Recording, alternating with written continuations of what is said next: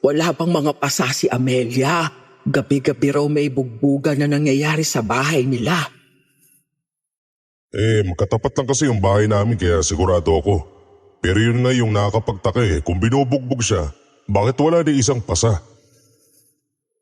Pagsabihan mo yung kuya mo na huwag na mangyalam sa buhay namin ni Amelia.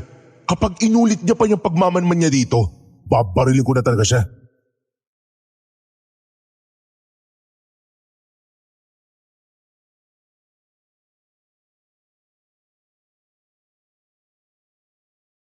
Kahit anong paraan ay papasukin ko, basta't legal. Basta may perang malilikom. Tindero ako ng taho dito sa aming baryo tuwing umaga at hapon. Minsan pa nga, kahit tanghaling tapat, naglalako pa rin ako. Lalo na kapag gipit talaga sa pera. Ako na lang din ang bumubuhay sa sarili ko. Wala na kasi akong pamilya. Iniwan ako ng asawa ko at dinala ang anak namin nang makahanap siya ng lalaking mas maayos ang buhay. Magandang araw po sa inyo, Miss Esperanza. Ang kwentong matutunghayan ninyo ay tungkol sa magkasintahan na bagong lipat sa aming baryo.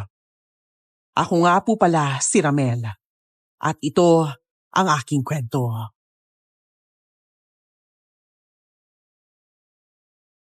Bago ko simulan ang storya, huwag kalimutang mag-subscribe sa Dear Esperanza YouTube channel bilang suporta sa ating channel. Tao! Tao kayo dyan! Mainit-init pa po. Bili na habang meron pa. Tao! Yoo! Tao! Ay, Ramel! Halika nga rito. Pagbilhan mo ko ng taho. Kanina pa ako nag-aabang sa'yo, ha? Bakit kayong ka lang dumating? Ay, Aling Juanita naman. Huwag na po kayo magtampo. Alam niyo naman yung routine ko tuwing umaga. Sa kabila muna ako dumadaan tapos dito na uli umiikot. Mga mayayaman yung mga nandun Kaya pag bumili ng taho, sandamakmak talaga. Baka naman malamig na yung taho mo, ha? Mas gusto ko kasi yung mainit-init pa. Nung nakaraan parang yelo na sa lamig, kaya hindi ko naubos. Malamig pa sa bangkay, ganon. Di sana binalik niyo sa akin, Aling Juanita. Ay nako, nakakahiya naman kung ibabalik ko pa. Sinabi ko lang para alam mo. Ay sige nga, 20 pesos sa taho, ha? Opo, right away madam, sandali lang po. Oy, tanong ko lang, ha? Hindi naman sa nangingialam ako. May balita ka na ba sa asawa mo? Wala na po. Oh, huwag kang magugulat, ha? Pero nakita ko siya nung isang araw sa kabilang bayan. Buntis na naman. Kasama pa yung anak ninyo. Ganun po ba? Masaya naman ako para sa kanya. Wala naman tayong magagawa kung ayaw na niya sa akin.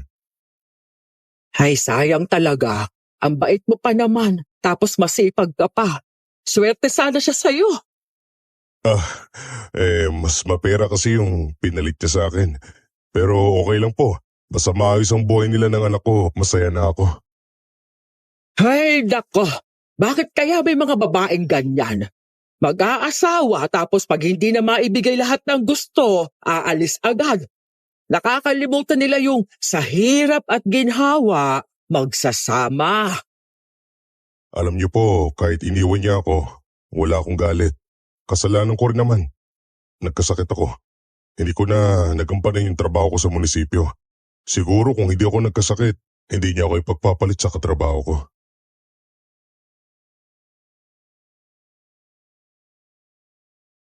Hindi naging maganda ang karanasan ko sa pag-ibig. Bumuo ako ng pamilya at mga pangarap, kasama ang babaeng hindi pala marunong makontento. Nung una, maayos naman ang lahat. May trabaho ako at sapat ang kinikita. Pero nang magkasakit ako, doon nagsimulang magbago ang lahat. Unti-unti siyang nanlamig. Hanggang sa nabalitaan kong may kinikita na pala siyang iba sa plaza. Masakit, oo. Pero tinanggap ko na lang. Ganun yata talaga ang mga pangako. Napapako kapag hindi ka na nila napapakinabangan.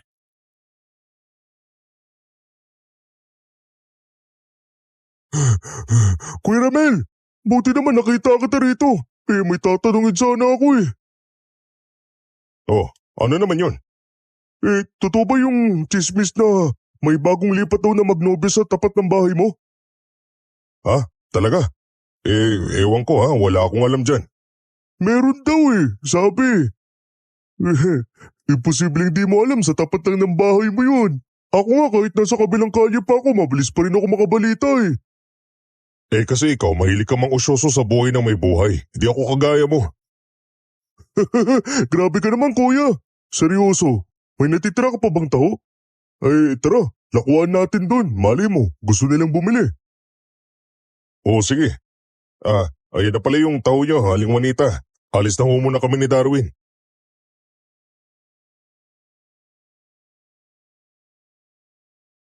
Dumaan kami sa harap ng lumang bahay na yon. At dun ko nakita ang isang dalagang lumabas. Kasunod niya, may isang lalaking misteryoso. May suot na anting-anting na kumikislap sa liwanag ng araw. Napansin ko rin ang marka sa braso ng babae. Itim na parang hugis halimaw. Inalo ko sila ng taho at sa kabutihang palad, pinapasok naman nila ako sa loob ng gate.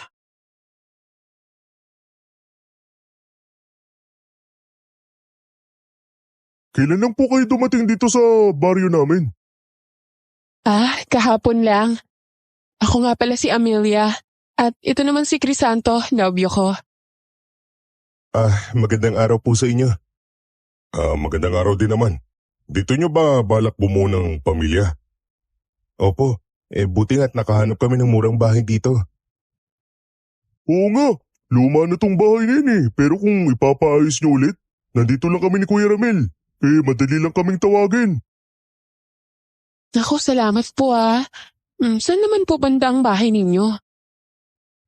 Yan lang sa tapat ng bahay nyo. Si Darwin naman medyo malapit lang din dito, konting lakad lang.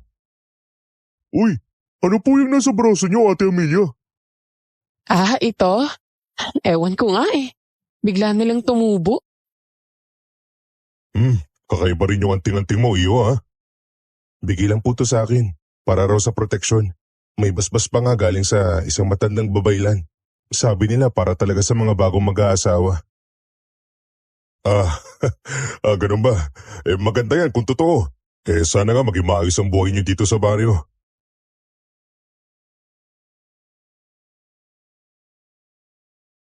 Maganda, mabait, at mahinhin si Amelia. Sa totoo lang, masasabi kong swerte ang asawa niya sa pagkakaroon ng katulad niya.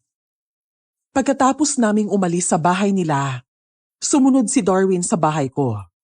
Halatang hindi siya mapakali, lalo na habang pinag-uusapan namin si Amelia.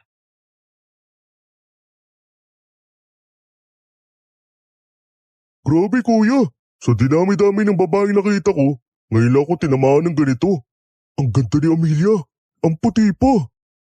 Ayan, kaya may mga nasisirang pamilya dahil sa mga kagaya mong lalaki. Alam mo nung may asawa na pinag-iinteresa mo pa. May masama ba kung nagkagusto lang ako? Wala naman sigurong bawal dun, di ba? Meron, Darwin. Hindi mo na dapat gustuin ng babaeng may asawa.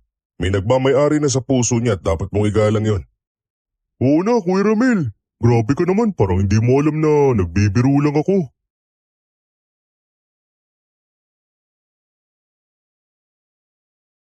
Nung una, normal lang ang lahat.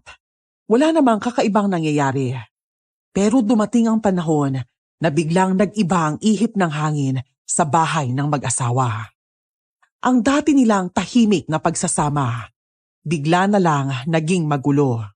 Gabi-gabi, may naririnig kaming iyakan na tila boses ni Amelia, kasabay ng malalakas na kalabog.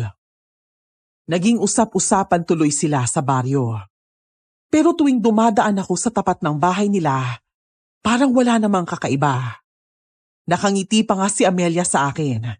Yung ngiting parang walang problema. Pero may kung anong misteryong nakatago sa likod nun.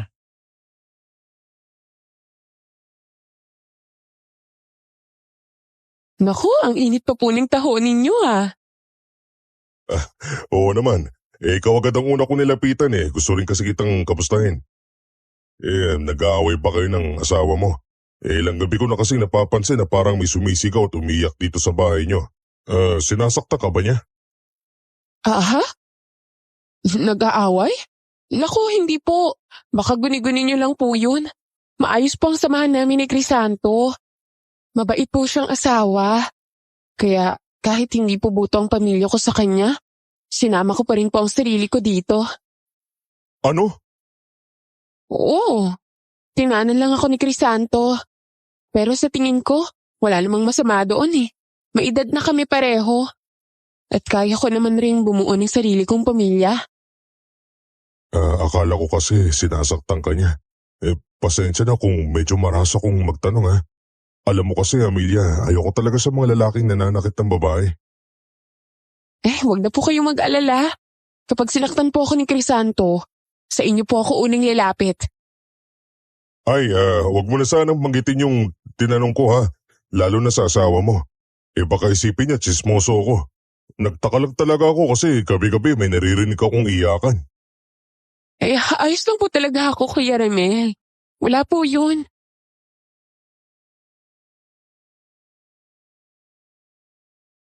Nakita kong lumabas si Crisanto mula sa bahay nila at tinawag si Amelia. Mabilis namang tumakbo si Amelia papalapit sa asawa niya. Parang batang sabik na makasama ito. Sakto namang napadaan si Aling Juanita sa tapat ng bahay nila. Kaya sinabayan ko na lang siya sa paglalakad habang naglalako. Habang nagkukwentuhan kami, hindi ko maiwasang mapatingin muli sa mag-asawa. May kung anong kakaiba sa mga kilos nila, pero hindi ko pa noon mawari kung ano.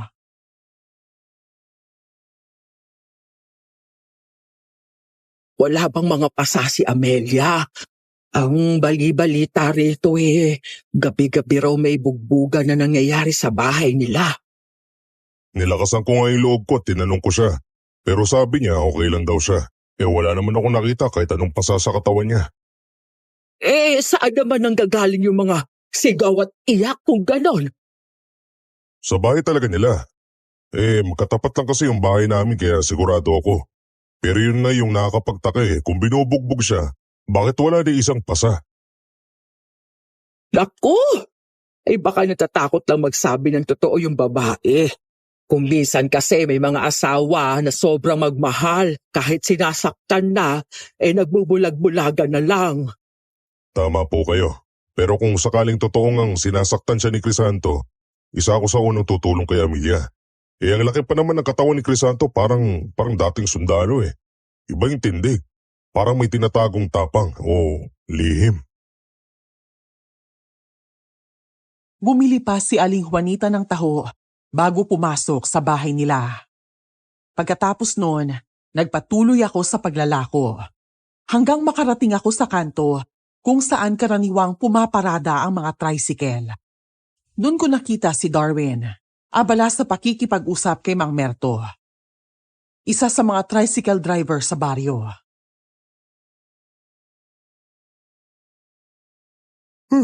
Kuya Ramel, halika nga rito. Aba, siguro ubos na yung tawo mo kaya nakikipagchismisan ka na naman kay Mang Merto. Kau talaga, pati matanda inaabala mo pa. Huwag mo siyang pagalitan, Rebel. Kinukwento ko lang nitong si Darwin yung mga naririnig daw niya mula sa bahay nung Magnolia. Kuya Ramel, kayo po ba wala kayong naririnig na ingay mula sa bahay nila? Ayaw kasing maniwala ni Mang Merto na nagbubugbugan yung dalawa Sumisigaw pa nga si Amelia. Umiiyak habang parang may sinasaktan. Pero hindi ba medyo malayo ang bahay mo sa kanila? Paano mo naman narinig yun? Paano naman hindi? Tuwing gabi sobrang tahimik dito. Ang tanging maririnig mo lang kuliglig. Kaya kapag sumigaw si Amelia, malinaw na malinaw talaga. Oo na, tama ka. Naririnig ko rin yung sigaw ni Amelia Tinangka ko na siyang tanungin pero maray niyang sinabi na hindi raw siya sinasaktan ng asawa niya. Kung ganun, bakit siya umiiyak at sumisigaw ng ganun gabi-gabi? Hindi ko na inusisa pa. Dumating na kasi si Crisanto. At sa itsura nila, Parang ayos naman sila, parang walang problema. Ay nako, di ako naniniwala na nag-aaway talaga yung mga yan. Normal lang sa mag-asawa yung may sigawan minsan. Di ba naranasan mo rin yan doon, Ramil? Alam mo dapat yan. Nauunawaan mo sila.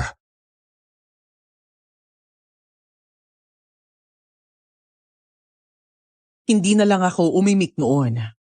Pagkatapos kong maglako, diretso na akong umuwi sa amin. Mula sa bintana, tanaw ko ang mag-asawa. Masayang nag-uusap sa terrace ng bahay nila. Kung pagmamasdan mo lang, parang wala silang problema. Parang wala kang makikitang kakaiba. Puro ngiti, puro saya lang sa tingin. Pero ewan, may kung anong hindi maipaliwanag na pakiramdam na kumikiliti sa isip ko tuwing nakikita ko sila.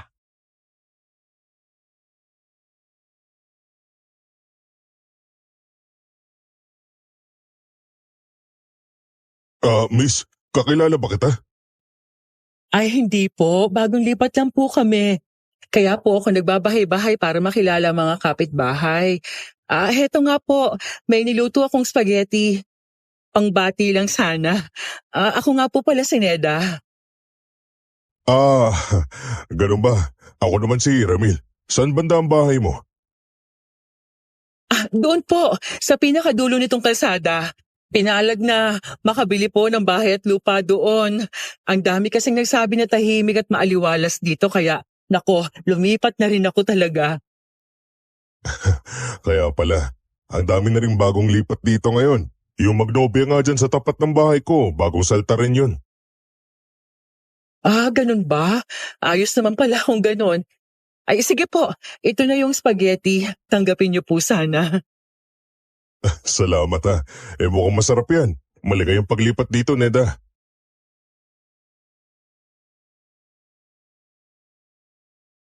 Pag-alis ng babae, agad kong kinain ang spaghetti na dala niya. Gutom na rin kasi ako noon. Lumipas ang ilang araw at muli na namang kumalat ang mga usapan sa baryo. Marami raw nawawalang alagang hayop at may ilan pa nga na natatagpuang patay. Sa araw-araw kong paglalako ng taho, mabilis akong nakakarinig ng mga balita. Gaya ng nakagawian, kay Aling Juanita muna ako naglako bago umikot sa ibang bahay. Doon niya na ikwento sa akin na nawawala ang pusa niya. At nang makita raw niya, bangkay na nakahandusay sa likod bahay nila. Parang may kumalmot raw rito. Kagabi, Ramel, napansin ko yung pusa ko parang hindi mapakali. Sabi kasi ng iba, kapag panay ang iyak o huni ng pusa, may masamang nilalang daw na malapit. Umakyat pa nga siya sa may bubong. Tapos parang may naramdaman siyang naglalakad doon sa itaas. Pero hindi na siya nakababa. Baka naman po nakipag-away lang sa ibang pusa kaya ganyan na nangyari sa kanya. Kung ganun lang sana, di ayos lang. Pero Rabel, warak ang tiyan ng pusa ko. Hindi yun gawa ng kapwa niya pusa. Noong isang araw nga yung mga manok ni Mabel patay na rin lahat. Mga balahibo at buto na lang ang natira. Diyos ko, sino naman kaya pumapatay ng mga hayop dito sa atin? Baka may aswang dito. Aswang? Oo, subukan mo magtanong sa iba. Baka may napapansin din sila. At Ramel, dumaan ka nga ro sa pinakadulong bahay ha. Di ba may bagong lipat doon? Balita ko kagabi, nawawala yung alaga niyang aso. Ewan ko lang ha kung nahanap na niya. Si Neda? Siya nga. Pagkatapos kong makausap si Aling Juanita, dumiretso naman ako sa bahay ni Neda. Naabutan ko siyang abala. Hinahawi ang matataas na damo sa likod ng bahay nila gamit ang itak. Huminto lang siya nang mapansin niya ako. Napatingin siya saglit, saka ngumiti ng tipid. Parang nagulat, pero pinilit maging kalmado. Naku, pasensya ka na, Ramel. Hindi talaga ako kumakain ng taho. Ah, ganun ba? Akala ko kasi bumibili ka rin nito. Ano nga pala ginagawa mo dyan? Hinahanap ko yung aso ko eh. Baka kasi namatay at dito siya napasok. Kagabi pa siya nawawala eh. Mga bandang 10:00. Narinig ko pa siyang tahol ng tahol pero paggising ko kinaumagahan, wala na. Ang tali na lang ang naiwan. Baka naman nakawala lang. Hindi, imposibleng makawala. Matibay yung tali at nakakabit yun ng maayos. Kung hindi sinadyang pakawalan o kunin, walang paraan para makawala siya. Kaya nga iniisip ko eh, baka totoo nga yung sinasabi ng mga tao. May aswang daw na kumakain ng mga hayop dito. Matagal na akong nakatira dito, Neda. Wala pa akong naririnig na ganyang nangyayari. Wala namang aswang na nanggugulo rito sa baryo. Eh, paano kung ngayon lang siya nagpakita? Baka naglalakas loob na. Basta ako, naniniwala ako, hindi tao o hayop ang gumagawa nito. Isang halimaw yan, Ramel. Halimaw na gutom sa laman. Ilang hayop nang napatay at pare-parehong nangyayari. Kinakain ang laman pati ang mga laman loob.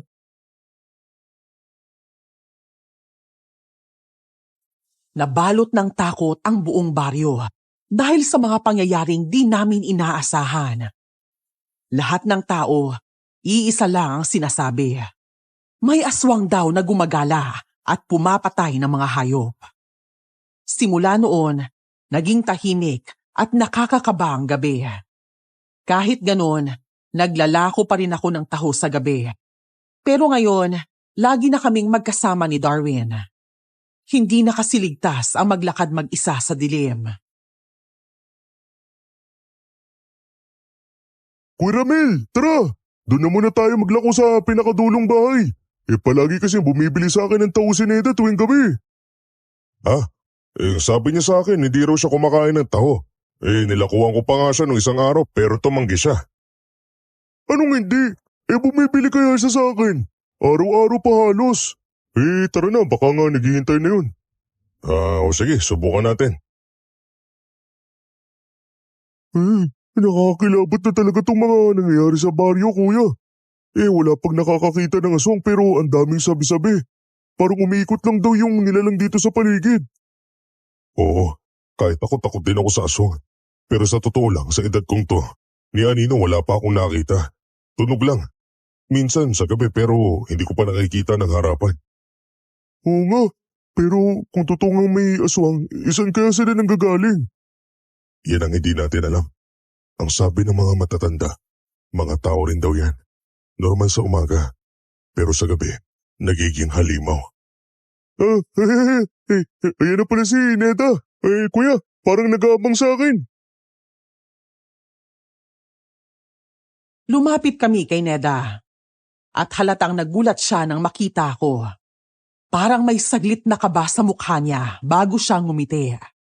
Si Darwin naman, dahil ubos na ang taho niya, wala nang nagawa kundi sa akin bumili.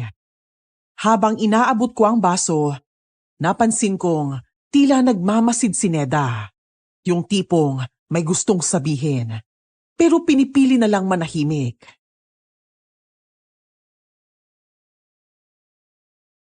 Akala ko ba hindi ka kumakain ng taho? Hindi naman talaga, kaya lang pinilit ako ni Darwin na tikman. Nagustuhan ko pala. Ang sarap. Kaya ngayon tuwing gabi, binabantayan ko na siya rito kasi hindi ka na rin bumabalik dito, Ramel. Ganun ba? Sa umaga gusto mo rin bang bumili? Kasi si Darwin sa baryo nila nagtitinda tuwing umaga, doon kasi maraming customer. Oo naman, dumaan ka rin dito tuwing umaga ha, Ramel. Huwag mo akong kalimutan. Ayan na, may nadagdag na naman sa suki mo, kuya. Pero bakit ba kahit gabi naglalako pa rin kayo ng taho? Akala ko sa umaga lang yung binibenta. May mga bumibili rin kasi sa gabi, sayang din naman ang kita. Ito na yung taho mo. Kailangan na namin umuwi ni Darwin. Sige, ingat kayong dalawa ha.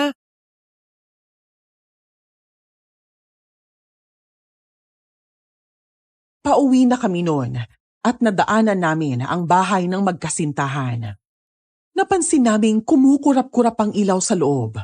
Kaya pareho kaming napatigil ni Darwin. Tahimik ang paligid. Tanging hampas lang ng hangin sa dahon ang maririnig. Nagkatinginan kami. Parehong may kaba sa dibdib. Parang may kakaibang nangyayari sa loob ng bahay na yun. Kuya Ramel, parang may multo talaga sa bahay ng Magnolia na yun. Simula nung dumating sila, iba na yung pakiramdam ko. Sa totoo lang natatakot akong dumaan dito lalo na paggabi. Parang may tinatago silang dalawa. Hayaan mo na sila, Darwin. Ganyan talaga minsan ang mga bagong lipat. Tsaka wala naman tayong pakialam sa buhay nila. May isip na yung mga yun.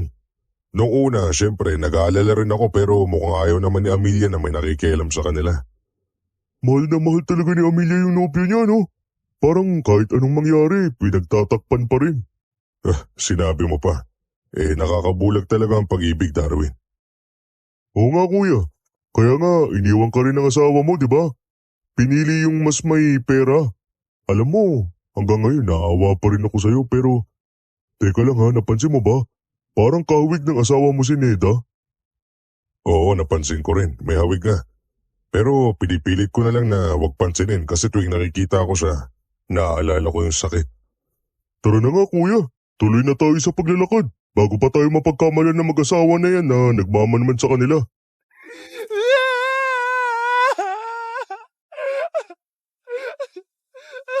Akmang maglalakad na kami pauwi nang bigla naming marinig ang iyak ni Amelia. Malakas, basag, at puno ng takot ang boses niya. Parang humihingi ng tulong. Nagkatinginan kami ni Darwin. Pareho kaming napatigil. Ramdam naming may mali. May nangyayaring hindi namin maipaliwanag. Yung tono ng sigaw ni Amelia, parang may halong sakit at paghihirap na dumediretso sa loob ng dibdib.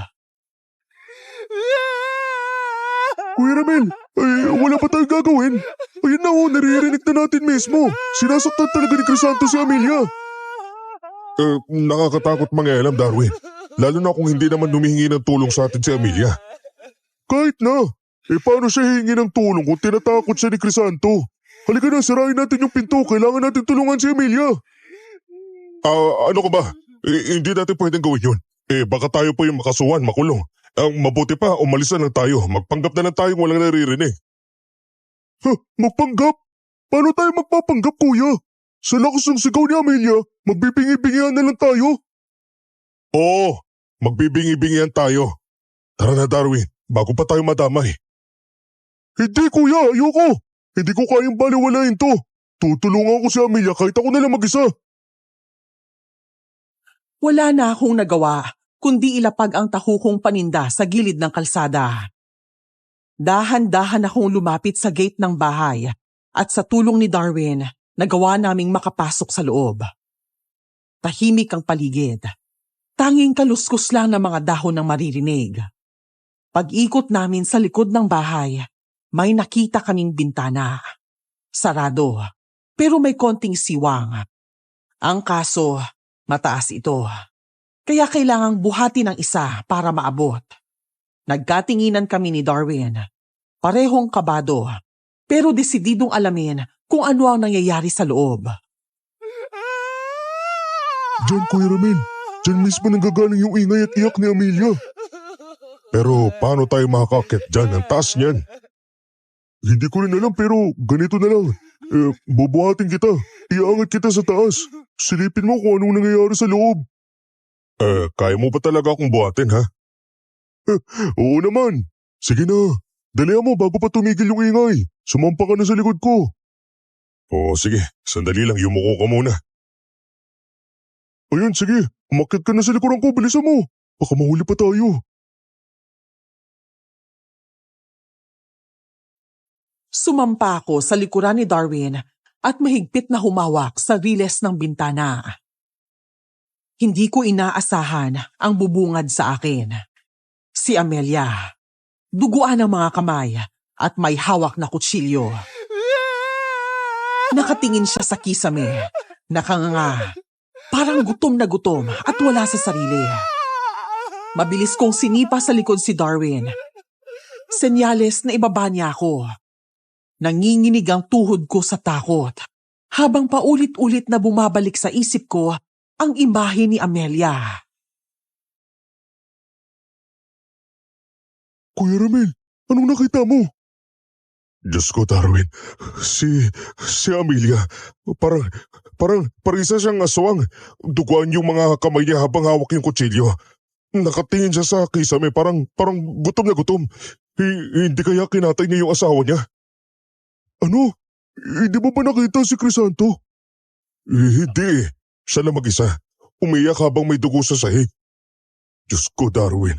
Anong gagawin natin? Sasabihin ba natin to sa mga tao? Baka siya yung pumapatay ng mga hayop sa baryo. Wag mo na. Magkakagulo pag kumalat yan. At kung totoo nga aswang si Amelia, baka kung sino-sino pa yung mapapahamak. Marami yung pwedeng mamatay ngayong gabi kung basta tayo magpapasabog ng balita. Kung ganun, pagbabukas na lang muna natin. Bukas ng maaga, pupunta ako dito. Titignan ko kung buhay pa si Crisanto. Umalis na kami sa bahay nila. Nang gabing yun, halos hindi ako makatulog. Patuloy ang ingay sa bahay ni na Amelia hanggang mag-alas 12 ng gabi.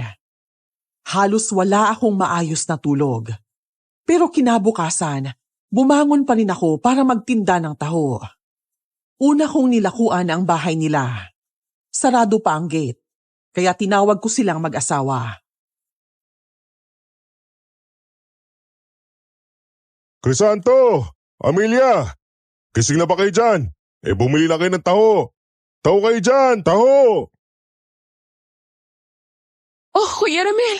Andyan ka na pala. Oo, dito na muna ako unang naglako. Madadaanan ko rin naman yung bahay nyo. Nasa na si Crisanto? Nandun po sa loob. Crisanto! Hinahanap ka ni Kuya Ramil. Oh, Kuya Ramil. Ang aga mo namang maglako ngayon Oo nga bumili na kayo. Magkano ba ang sa inyo? 20 pesos lang. Asawa ko lang naman po yung mahilig sa taho.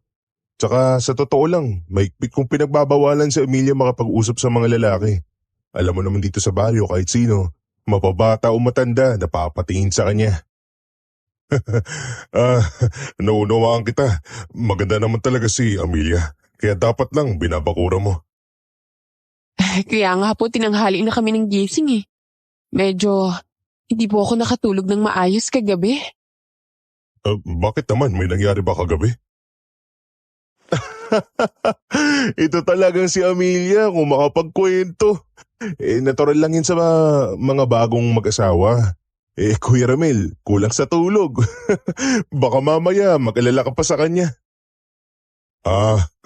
Ganun ba? Parang alam ko na kung bakit, Amelia. Oo, ito. Ito na yung taho mo. Salamat po. Ito po yung bayad. Crisanto, mauna na ako Sige, susunod na rin ako. Crisanto, kamusta ka naman? Ayos lang po, Kuya Ramil. Bakit po? Wala bang ginawa sa'yo si Amelia? Pwede ba kitang mahawakan sandali? Wala naman siyang ginawa pero sige po, hawakan niyo ako. Pero bakit po ba? Hindi na muna ako sumagot at hinipo ko ang kanyang katawan. Gusto kong malaman kung may sugat siya mula sa kutsilyong hawak ni Amelia kagabi. Napagtanto ko na wala naman. Maayos si Crisanto at tila walang nangyayaring kakaiba. Kuya Ramil, bakit po ba? Wala naman. Sige na, alis na ako. Kailangan ko pang ilakutong taho bago maubos ang oras. Sige po, ingat po kayo Pero alam nyo, Kuya Ramil, naririnig ko na may mga tsismis na kumakalat tungkol sa amin ni Amelia. Kung sino man yung mga tsismosa na yan, mas mabuting huwag silang magpapakita sa akin kasi baka hindi lang tenga nila magdugo pag nainis ako. Iho, normal lang yan. Gumawa ka man ng tama o mali, may masasabi pa rin ng mga tao. Hayaan mo na lang. O siya, maiwan na kita, Crisanto. Sige po, Kuya Ramil. Daan lang kayo dito bukas Tumango ako at kaagad nang umalis. Naramdaman ko na parang sinusundan ako ng tingin ni Crisanto Kaya lumingon ako. Hindi nga ako nagkamali. Isang masakit na titig ang pinupukol niya sa akin. Dumiretso na lang ako sa bahay ni Aling Juanita. Nadatnan ko ron si Darwin. Mukhang nakabili na ng taho ang matandang babae. Kaagad namang nag-usisa si Darwin sa akin kung nakadaan ako sa bahay ng magnobya. Nakita mo ba si Crisanto? Buhay pa ba siya, Kuya Ramil? Oo, nakita ko siya. Hinawakan ko pa nga buhay na buhay, walang sugat. Pero hindi ko talaga alam kung saan nanggaling yung dugo sa kamay ni Amelia kagabi. Kung ganun, ano bang ginawa ni Amelia? Ewan ko. Kanina maayos silang humarap sa akin. Parang wala lang nangyari. Parang normal na normal. Hindi kaya kagabi lang siya bumalik galing sa pangangain ng mga hayop? Siguro nga. Pero hindi ko talaga maintindihan yung mag-asawang yun. Tapos ito pa, inamin ni Crisanto na pinagbabawalan niya si Amelia na makapag-usap sa ibang lalaki. Ramdam ko may laman yung sinabi niya. Parang pati sa akin ayaw niyang palapitin si Amelia. Hay nako! Kung ano man yung nangyari sa kanila ay huwag na kayong makialam ha! Baka madamay pa kayo riyan. Pero Aling Juanita, sa totoo lang, naisip namin baka si Amelia nga yung aswang na kumakain ng mga hayop. Nakita ko mismo may kutsilyo siya, tapos may dugo yung mga kamay niya. Kung totoo man yan, mahuhuli rin siya sa oras. Pero huwag kayong kikilos ha! Mahirap na. Baka gumanti yung nilalang na yun sa inyo. Pero may narinig akong kwento. Si Mang Merto daw yung nagsakay sa kanila papunta dito sa baryo. Siguro dapat nating puntahan yung paradahan ng tricycle. Tanungin natin yung matanda kung kailan talaga niya dinala yung mag-asawang yun dito. Hoy! Huwag kayong masyadong magtitiwala kay Merto. Chismoso yung lalaking yon. Baka kung ano pang sabihin sa inyo. Sige. Doon na lang tayo sa paradahan tatambay. Marami rin namang bumibili ng tahuron kahit nakatayo lang tayo. Pumunta kami sa paradahan ng tricycle. Nakita namin si Mang Merto at ang iba pa niyang mga kasamang driver na nagtutong eats. Kaagad naming pinatigil ang matandang lalaki at kinausap. Aba, estorbo na ba kayong dalawa oh? Hindi pa ako nakakabawi ng pahinga mula doon sa biyahe ko. O ano na naman to? Ano ba kailangan nyo? Pasensya na po, Mang Merto. May gusto lang sana kami itanong tungkol dun sa magnobya na lumipat dito sa baryo. At ano naman ang alam ko sa kanila ha? Sinabihan ko na kayo doon. Kahit magpatayan pa yung dalawa, wala tayong pakialam. Kahayaan nyo silang mabuhay sa sarili nilang paraan. Nag-asawa na sila, ibig sabihin, alam na nila ang ginagawa nila. Hindi po namin gusto makialam, Mang Merto. Itatanong lang po namin kung saan nyo sila pinasakay nung una nyong ihinatid dito. Kasi ang sabi-sabi, kayo raw ang nagdala sa kanila. Oo, ako nga. Nakuha ko sila sa kabilang baryo. May binaba kasi akong pasahero ron tapos sumakay sila papunta rito. Habang nasa tricycle ko palang nag-aaway na yung dalawa. Panay sigaw at sagutan. Pero iniisip ko na normal lang yun sa bagong mag-asawa. Ay nag-a-adjust pa siguro. Sa kabilang baryo pa galing? Oo. Ay, tanda naman ngayon. Bakit pa pinoproblema nyo pa yung mag-asawang yun? Hayaan nyo sila. Kung ano gusto nilang gawin sa buhay nila, kanila na yun.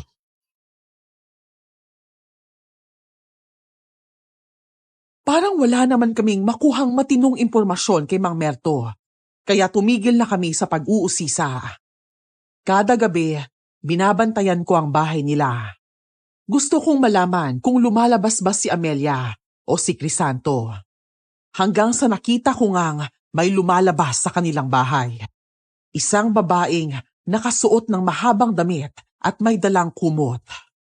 Kumbinsido na akong aswang si Amelia. Hindi ko inaasahan. Habang nagbabantay ako, bigla akong nakita ni Mang Merto. Naglalakad lang siya, pauwi, galing sa inuman. Ramil, anong ginagawa mo rito ha? Minamadmanan mo ba sila ha? Mang Merto, huwag naman po kayo maingay. Aba, hindi tama yung ginagawa mo. Bago magkasintahan pa lang yung mga yun.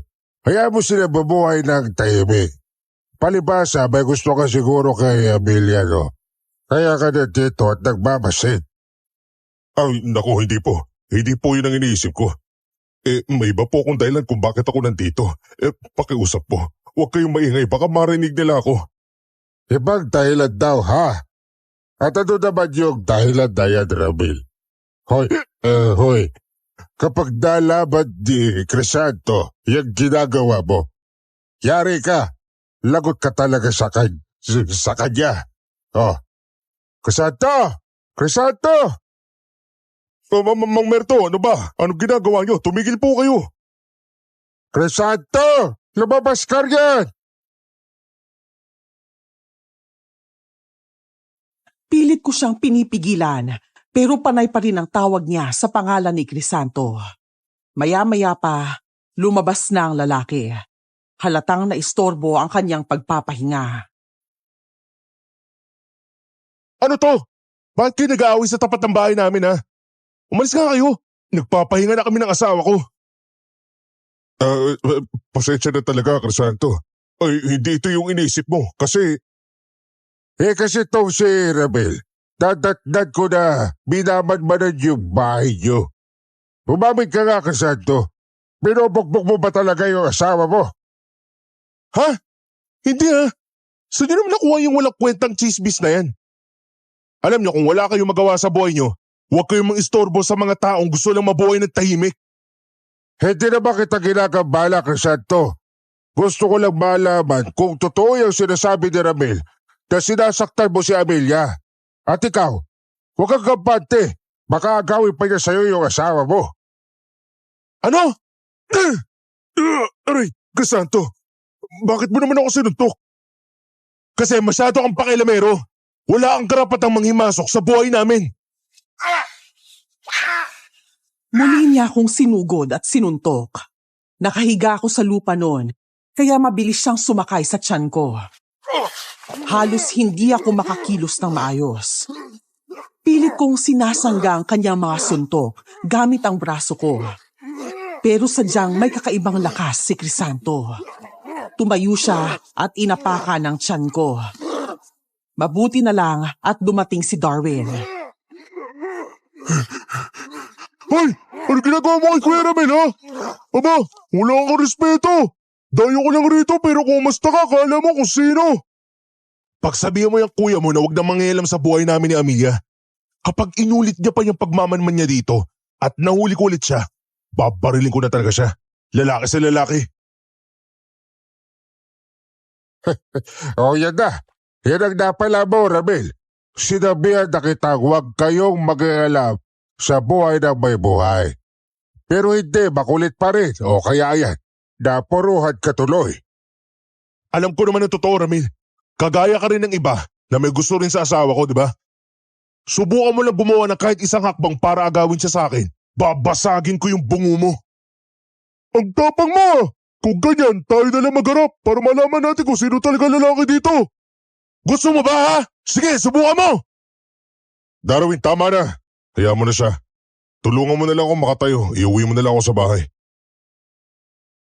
O ayan, nakita mo na, Ramil. Yan ang napala mo sa paghihimasok. Kapag ang tao nananahimik, huwag mong guluhin. Sumusobra na kasi kayo sa kakakalat ng kwento tungkol sa kanila. Kaya tama lang, binigyan ka ni Crisanto ng leksyon. Sobrang sakit ng katawan ko matapos akong bugbugin ni Crisanto. Nagtataka naman si Darwin kung ano ang nangyari. Kaya naikwento ko sa kanya ang lahat. Buisit talaga yung sa Mang Merto. Sinigawan ka raw habang nagmamanman sa labas. Bakit naman niya ginawa yun, ha? Ewan ko sa kanya. Siguro dahil nakainom kaya ganun na lang yung naging reaksyon niya nung makita niya akong nakatayo sa labas ng bahay nila Crisanto. Hindi! Hindi alak yun! Nagpapasikat lang talaga yung matandang yun. Kainis. Dahil sa kanya nabugbog ka pa ng walang yung Crisanto na yun. Mayabang kasi. Asawa lang naman niya, aswang pa. Kung sabihin na lang kaya natin sa mga tao dito sa baryo yung sikreto nila. Hindi natin gagawin yun, Darwin. Huwag tayong padalos-dalos. Pero teka, nung nagmamanman ka, may nakita ka bang kakaiba? Oo. Tuwing gabi, lumalabas si Amelia. May dala siyang itim na kumot. Tinatakip niya sa mukha niya. Sinusundan mo ba siya? Hindi, nagbabantay lang ako. Pinapadad ko kung kailan siya bumabalik. Lagi umaalis bandang hating gabi tapos bumabalik mga 3:00 ng umaga. Kanina nga lang umalis ulit eh. Hindi ko alam kung saan siya nagpupunta. Baka naghahanap ng mabibiktima. Kapag may namatay bukas, walang duda. Siya talagang may gawa. Siya lang naman ang nakita natin kakaiba rito eh. Oo, tama ka. Sa tingin ko, bukod kay Amelia, wala nang ibang aswang dito sa baryo. Ginamot ni Darwin ang mga pasa at sugat ko. Ang hindi ko talaga maintindihan ay kung bakit napakalakas ni Crisanto. Sobrang lakas niya, higit pa sa karaniwang tao. Ni hindi ko man lang siya kayang itulak. Gayong mas malaki ang katawan ko sa kanya at mas matangkad pa ako. Kuya Ramil, hindi ka man lang lumaban sa taong yun. Parang duwag ka naman ata. Hindi ako duwag, Darwin. Hindi ko lang talaga siya kinakaya. Hindi mo nakita kung gaano siya kalakas. Habang nakatagan siya sa tiyan ko, ramdam ko yung bigat. Tapos yung mga mata niya, nalilisik habang sunod-sunod ako sinusuntok. Parang hindi na siya tao nun. Hindi kaya nayanggaw na siya ni Amelia? Posible. Parang may kung anong puwersang nag-uutos sa kanya. Parang wala siya sa sarili niya. At isa pa, yung suot niyang anting-anting nakita ko. Kumikislap habang nagwawala siya. Baka naman galing talaga sa anting-anting yung lakas niya, kuya. Yun din ang iniisip ko. Pero ang tanong, saan galing yung anting-anting na yun? At bakit parang may masamang kapangyarihan sa loob nun?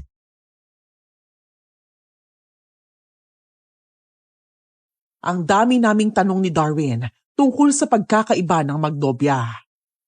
Naisip naming aswang si Amelia, kaya posibleng sa kanya galing ang anting-anting. Pagsapit ng umaga, nabalitaan namin ang pagkamatay ng pamangkin ni Aling Juanita. Tumungo kami sa bahay ng babaeng buntis para makibalita sa nangyari. Magkalapit lang naman ang bahay ni Aling Juanita at ng pamangkin niya. Pero hindi nito alam na may kakaiba ng naganap kagabi. Halos lahat ng tao sa baryo ay nandun. Kasama na rin si Mang Merto at si Neda. Akala ko natutulog lang siya kaninang umaga. Pero nang hawakan ko, malamig na ang katawan niya. Nakadapa pa nga. Kaya gusto ko sanang gisingin. Para patihayain. Bawal kasi sa buntis yung padapa. Pero Diyos ko, ayaw pala. Wala na siyang buhay. Wala po ba kayo narinig kagabi nang kahit konting kaluskos o tunog ng pakpak? Wala nga talaga. Tahimik lang buong gabi. Aswang ang may gawa dyan. Pero sino ang ituturo nating aswang? Kinuwang sanggo sa sinapupunan. Pati mga laman loob nilinis lahat. Ay, nakakatakot naman itong nangyayari sa baryo na to. Hindi ko alam na may ganitong klaseng patayan dito. Nagsisisi tuloy akong bumili ng lupa at bahay rito. Ngayon lang naman po ito nagsimula. Simula nung may mga bagong lumipat dito sa baryo. Aba hoy, kakalipat ko lang ha. Baka ako pang mapagbintangan ninyo. Hindi ako aswang. Hoy Mang Merto, may kasalanan ka pala sa amin kagabi. Bakit mo sinumbo si Kuya Ramil kay Crisanto? Kita mo yung mga pasa at sugat niya oh. Ano naman kung sinumbong ko? Tama ba yung ginawa niya? Nag-e-enjoy yung magkasintahan tapos siya minamanmanan.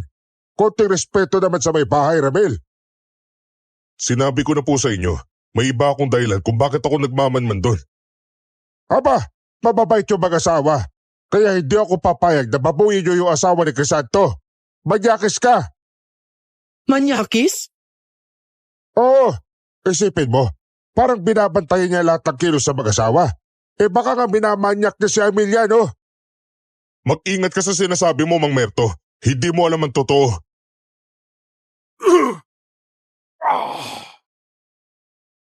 Itinulak ko ang matandang lalaki sa sobrang inis. Napatingin sa akin ang mga tao at lahat sila ay may mga matang mapanghusga. Hinila ako ni Aling Juanita palayo ron at nang kami na lang dalawa, sa kanya ako kinausap. Sinabihan na kita, di ba? Huwag ka magtitiwala sa matanda na yon. Alam mo ba, nung nakaraan, pinuntahan ako ni Crisanto mismo. Akalain mong pinagbantaan ako dahil daw ako raw ang nagpakalat ng balita na binubugbog niya si Amelia, sabi ni Merto. Ano? Totoo yun, Nang? Oo, kaya nga binalaan ko na kayo noon. Tingin ko sinusuhulan niyang matandang yan ni Crisanto para bantayan sila. Matanda na, tsismoso pa rin ang hayop. Hindi na natuto. Kaya nga sinasabi ko, Ramel, kapag may nalaman ka pa tungkol sa kanila, huwag mong sasabihin kay Merto. Dahil siguradong makakarating yan kina Crisanto at Amelia. Mabilis pa yan kumalat kaysa sa apoy.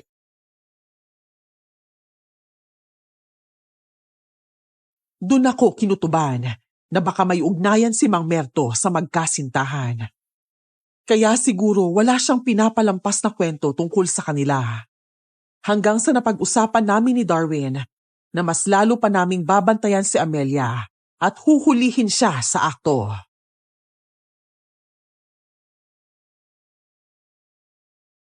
Kuya Ramil, ngayong gabi tatapusin na natin yung babaeng yun kapag nakita natin lumabas. Hindi naman pwedeng hayaan na lang natin siya makapangbiktima ulit sa baryo kahit alam na natin yung sekreto niya, di ba? Oo. Kaya nga niyaya kita rito. Mas mabuti nang may kasama ako ngayong gabi. Baka kung ano pa yung mangyari. May tanong lang ako, kuya. Nang gabing nakita mo si Amelia, ano ba talaga yung tsura niya? Ang alam ko, pag babaeng aswang matutulis ang kuko at ngipin tapos magulo yung buhok parang halimaw. Ang nakita ko lang nakaupo siya nakatingala. May hawak na kutsilyo. Duguan ang kamay niya. Tahimik lang pero nakakatindig balahibo. Yun lang po ba? Oo, yun lang talaga. Kung ganun, hindi pa ako sigurado kung aswang nga si Amelia. Baka naman ang totoo, yung nobyo niya na si Crisanto yung aswang at ginagamit lang niya si Amelia para mapagtakpan yung sarili niya. Ano? Paano mo naman nasabi yan? Oo kuya, posible yun. Kaya kailangan talaga natin magmanman mamaya. Kapag nakita natin sa akto na nag-iiba ng anyo si Amelia o may pinapatay siya, doon lang natin masasabi na siya nga yung aswang. Pero hanggat wala pa tayong ebidensya, baka may iba pa tayong hindi nakikita. Noon ko lang naisip na may punto nga ang sinabi ni Darwin. Sa gabing yun, maingat kaming nagmanman sa bahay ng Magnobia. Si Darwin ang nagbabantay sa kalsada, sakaling may dumaan na tao. Habang ako naman ang umiikot sa paligid ng bahay para makita kung lalabas si Amelia. Habang nasa kalagitnaan kami ng pagmamanman, dumating si Neda. Pareho kaming natakot ni Darwin. Baka gawin din niya ang ginawa ni Mang Merto, na tawagin sina Crisanto para isumbong na nagmamanman kami.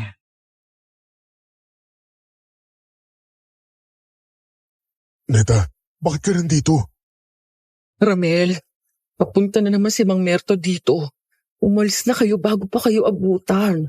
Baka kung malaman ni Crisanto na hindi niyo pa rin siya tinatantanan, kayo naman ang patayin niya.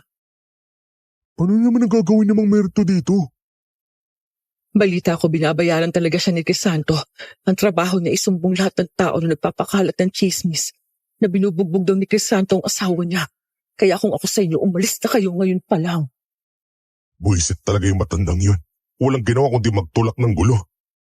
Romel, alam kong iniisip mong aswang si Amelia pero hindi ko nararamdaman na ganun siya. Baka nagkakamali ka lang ng pinaghihinalaan. Pero, sige na, umalis na kayo. Itigil nyo na yung pagmamanman sa bahay nila bago pa may mangyaring masama. Hindi naman namin sinasabi na aswang siya. Minsan na kasi siyang nakita ni Kuya Ramil na duguan. May hawak pang kutsilyo tapos gabi-gabi lumalabas na may dalang kumot. Sino ba namang hindi magdududa? Pero isipin nyo rin na baka kayo pang mabaliktad. Kapag may nakaalam sa ginagawa nyo, baka kayo pang mapagbintangan na masama. Wala kaming nagawa kundi bumalik na lang ng gabing yun. Saktong pagkapasok namin sa loob ng bahay, dumating si Mang Merto. Ngumisi ang matanda sa amin at lumapit pa sa may pintuan.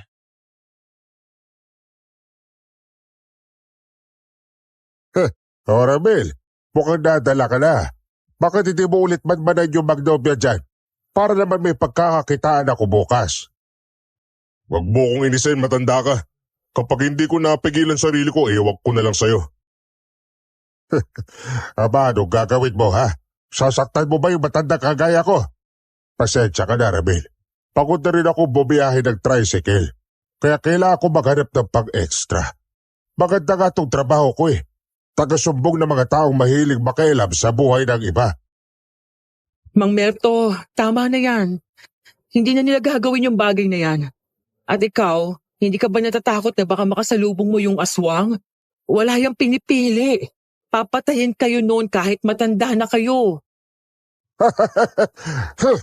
Walang aswang na lalabas kapag madilim ang paligid. Ang pagkakaalam ko, lumalabas lang yung mga yan kapag kabilugan ng buwan. Doon sila nagugutom. Doon sila nagwawala. Kaya sila pumapatay para mapawi ang kakaibang gutom at uhaw nila sa laman at dugo.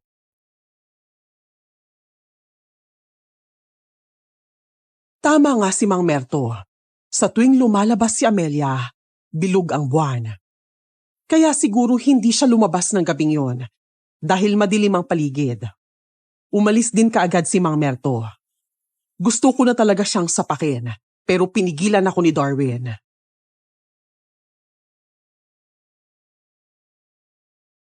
Wag na lang natin patulang, kuya. Baka kung ano pa yung mangyari, magkasala pa tayo sa Diyos niyan. Tama si Darwin. Kayo na lang ang umiwas. Sa totoo lang naniniwala ako na hindi aswang si Amelia. Paano mo naman nasabi yan, Neda? Oo, hindi ko siya nakitang nagbago ng anyo. Pero malakas talagang kutob ko na siya yung nambibiktima. Ramel, hindi sapat yung nakita mo para sabing aswang ang isang tao. Kung totoo siyang aswang, hindi siya mananatili sa loob ng bahay. Hindi siya magpapakita sa inyo ng ganun lang kadali. Yun nga po yung sinasabi ko kay Kuya Ramil. Baka nagkakamali lang talaga tayo. Hanggat hindi pa natin nakikita nag-iibang anyo si Amelia, wala pa tayong karapatang husgahan siya. Darating din ang araw na malalaman natin ang katotohanan. Pero sa ngayon, mas mabuting mag-ingat na lang tayo. Hindi natin alam kung sino o ano talaga ang kalaban natin.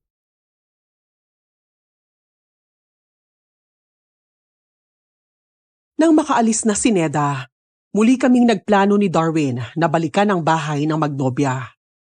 Habang papasok kami sa gate nila, bigla naming narinig ang malakas na sigaw at iyak ni Amelia. Sabay kaming umakyat ni Darwin sa may bintana para makita ang nangyayari sa loob. Doon namin nakita na binubugbog ni Crisanto si Amelia.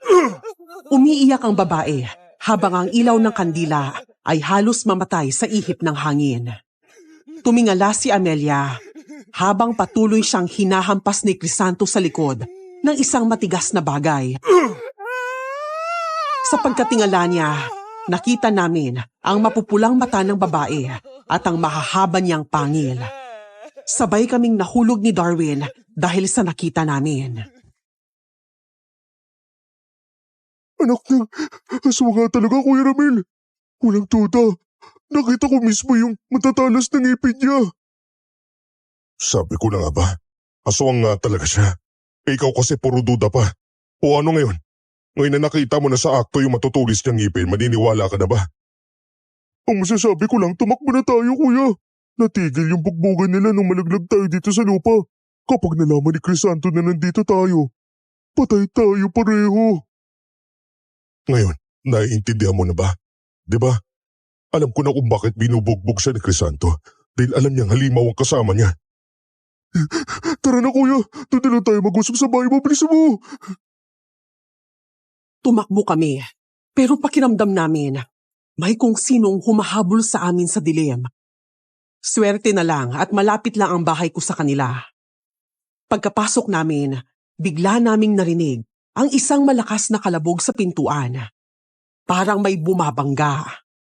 Kailangan naming sabay itulak ni Darwin para hindi tuluyang masira ang pinto.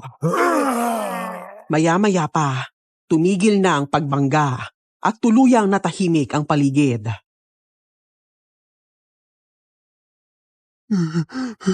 Wala na kuya, wala na yung aswang. Parang alam nilang minamanmanan natin sila. Magtabi tayo ng asin at bawang bago matulog. Hindi natin alam kung babalik sila mamayang gabi.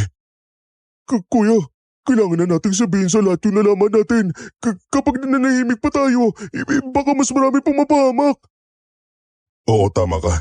Bukas sa umaga ipapaalam natin sa buong baryo ang totoo. Hindi na tayo pwedeng manahimik pa. Pero may maniniwala kaya sa atin, kuya? Baka sabihin nila niloloko lang natin sila. May ilan na hindi maniniwala pero sigurado kung may makikinig. Ang mahalaga, masabi natin sa kanilang katotohanan. Hindi naligtas ang baryo natin lalo na kung dito nakatira ang aswang na yun. Yung mga ngipin niya, kuya, Diyos ko. Ang tatalas. Parang isa kagat lang tapos ka na. Nagpahinga na kami ni Darwin ang gabing yon. Pero pagkahiga pa lang namin sa papag, bigla kaming nakarinig ng kaluskos sa may bubungan. Pareho kaming natakot, lalo na't hindi yun ordinaryong kaluskos lang ng pusa. Parang gusto nitong sirain ang bubong ng bahay. Kuya Ramil, magsaboy tayo na kasi sa bubungan, bilisan mo! Ginagambala nila tayo.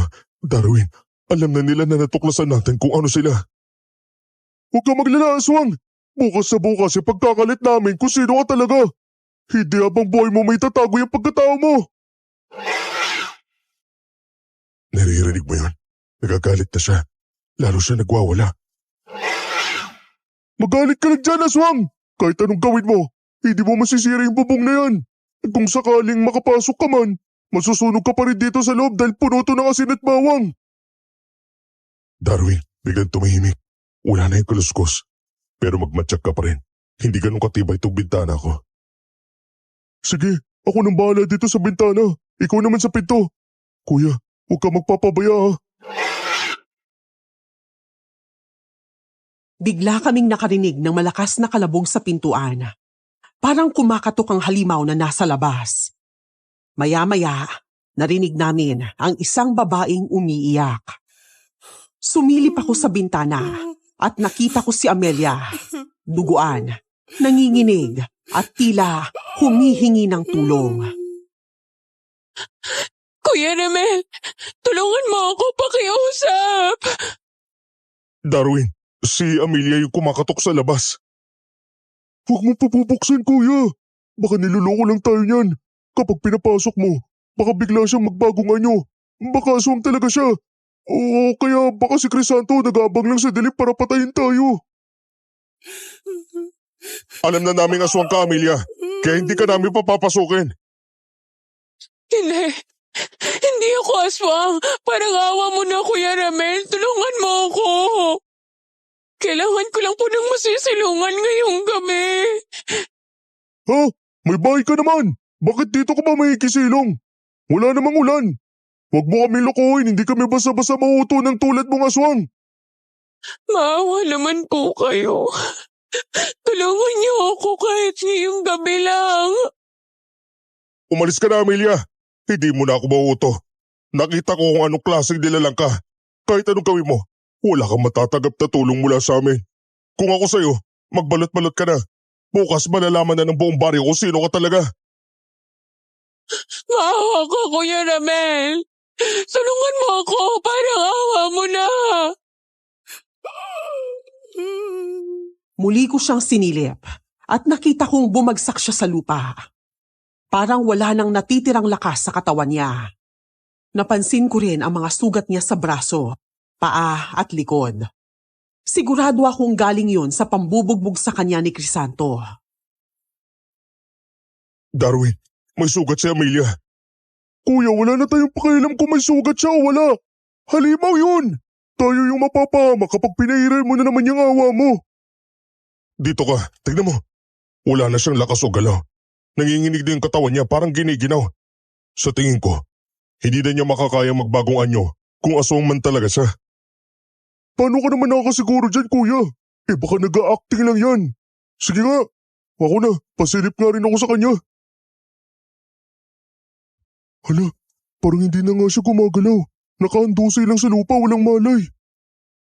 Anong desisyon mo, Darwin? Tutulungan natin siya. Hindi ko rin kayang panoorin na mamatay siya ng ganyan. Sige, ikaw na lumabas. Hilahin mo siya papasok dito sa loob. Ha? Ako? Ikaw na kuya. Mas matanda ka, mas alam mo yung gagawin. Bumuntong hininga na lang ako at kaagad lumabas ng bahay. Hinila ko si Amelia papasok sa loob. Nakadilat pa ang mga mata niya habang nanunuyo ang kanyang bibig at pinagpapawisan siya ng hindi maintindihan. Salamat. Huwag ka magpasalamat. Kahit anong mangyari bukas, ipagsasabi pa rin namin sa mga tao. Isa kang aswang. Pahingi naman po ako ng tubig kahit kaunti lang po. Darwin, kumuha ka ng tubig. Sige po, sandali lang. Hindi ko na po kaya, Kuya Ramel. Para mauubusan na po ako ng dugo. Kung hindi ako lumabas kanina, makapatay na po ako ngayon. Sino may gawa sa'yo niyan, ha? Ang asawa mo ba? Nakita ka namin binubugbog niya. Tinanong pa kita noon kung may ginagawa siyang masama, sabi mo wala. Opo, si Crisanto po ang may gawa. Pero hindi po siya masamang tao. Mahal na mahal ko po siya. Ito na, Amelia. Tubig. Salamat, Darwin. Hindi yan pagmamahal, Amelia. Kaya mo siguro pinapayagan na bugbugin ka dahil may tinatago ka. Wala akong lihim. Sa totoo lang. Amelia! Amelia! Kuya, nawalan siya ng malay. May gamit ka ba dito? Meron. Kumuha ka dun sa aparador sa loob. Ako naman kukuha ng mga dahon sa labas para ipanggamot sa sugat niya. Bilisan mo!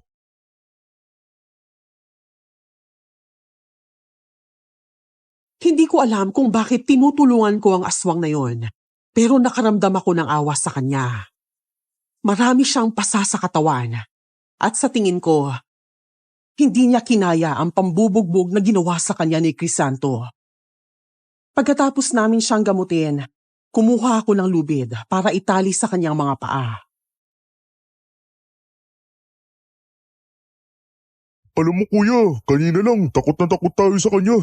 Isipin mo matutulog na sana tayo tapos biglang may kumakaluskos sa labas. At ayun, siya pala yung lumitaw. Oo nga. Hindi ko rin alam kung bakit ko pa siya tinulungan. Parang kusa lang gumalaw yung mga paa ko. Ako rin eh, pero tignan mo naman siya parang wala nang lakas lumaban. Kung sakali man na aswang siya, hindi niya tayo kayang saktan ngayon. Pero kapag bigla siyang kumilos, edi paliguan natin siya ng asin at bawang. Oo, tama ka dyan. Gagawin natin yun kung kinakailangan.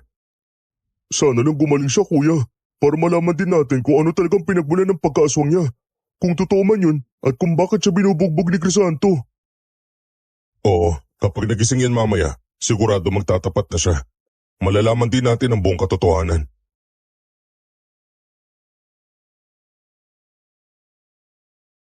Makalipas ang ilang oras, nagising si Amelia. Hindi pa rin kami nakatulog. Binabantayan lang namin siya. Nagulat siya nang makita na tinalian namin ang kanyang mga paa. Kami naman, naghahanda na ng asin at bawang kung sakaling magbagong anyo siya sa harapan namin.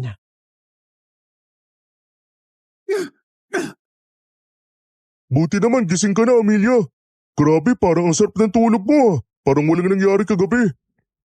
Kamusta ang pakiramdam mo, Amelia? Ayos naman po. Salamat po pala sa tulong ninyo sa akin. Pero, pwede po bang tanggalin niyo na po yung tali sa mga paa ko? Wala naman po akong gagawing masama sa inyo eh. Pangako po. Hindi mo kami mauuto, Amelia. Hindi po kita inuuto, Kuya Ramel. Sagutin mo ako. Bakit nagkaganon si Crisanto? Bakit kanya binubugbog?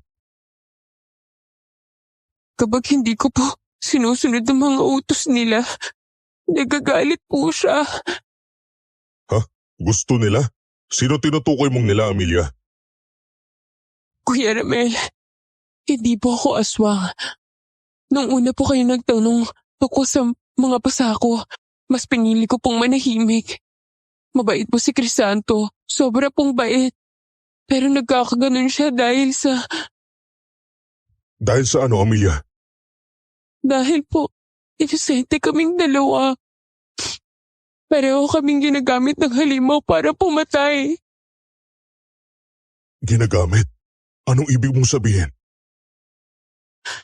May kapangyarihan po siyang hindi namin kayang labanan. Pinipilit ko po.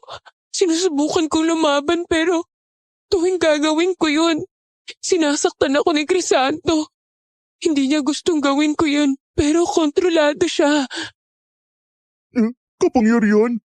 Sino ba talaga tinutukoy mo, Amelia? Ang aswang ay si Mang Merto. Si Crisanto ginamit niya. Kinokontrol ni Mang Merto ang utak niya. Ako naman, siya ang pinipiling papatay para sa kanya. Lahat ng ginawa ko, hindi ko yun gusto. Kapag nalalabanan ko ang kapangyarihan ng matanda, sinasaktan ako ni Crisanto. Bagay na alam kong hindi niya kayang gawin kung siya pa rin yung dating Crisanto na mahal ko. Teka lang, Kuya Ramil. Huwag ka muna maniwala agad. Paano kung niloloko lang tayo ng babae yan? Baka parte lang to ng palabas niya. Hindi ko kayo inuuto. Kung may dapat kayong katakutan, hindi ako yun, si Mang Merto. Siya ang tunay na halimaw dito. Pero paano mo may papaliwanag yung mga pangil mo, Amelia? Takita namin mismo. Tumubo yun kanina habang wala ka sa sarili mo. Nagkakaganon ako kapag sumasapit ang 8:00 ng gabi. Yun ang senyales. Kapag yun na ang oras, kailangan kong pumatay para sa kanya. Para kay Mang Merto? Kaya ka sinaktan ni Crisanto kasi hindi ka pumatay kanina? Oo, yun ang parusa.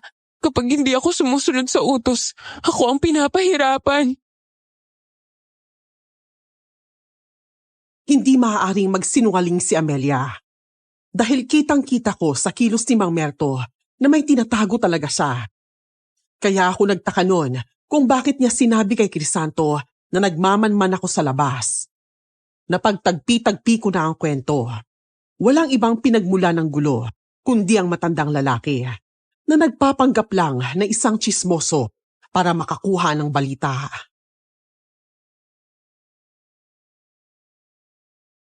Ngayon, alam ko na kung bakit kanya sinumbong kay Crisanto. Oo. Kaya niya sinabi kay Crisanto na nandun ka sa labas para hindi mo kami mahuli.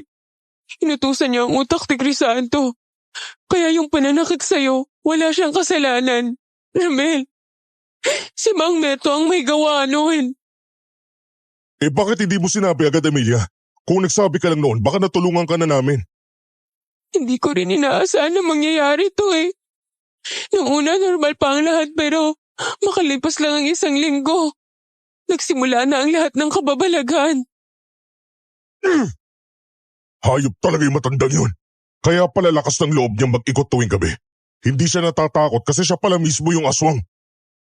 Oo, isa siyang tigbanwa.